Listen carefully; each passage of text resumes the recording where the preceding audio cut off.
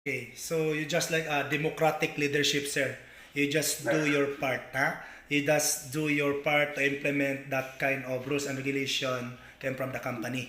Okay, so I think you have a good leadership style, sir. No, you are democratic, or between the people, you and people can talk, communicate to each other. No, you can give solution just like that. No, okay, very nice. Because some other people, as example, the German officer, no, they have autocratic leadership, no, means autocratic leadership. They are the one dictating the crew, just like dictator, no, no crew could challenge them, or no crew could something like this, like that, no, because they are the one authority. Do this like that. I'm the captain. I'm the chief engineer. They're like that. No, but for South Korea or Indonesia or Philippines, we do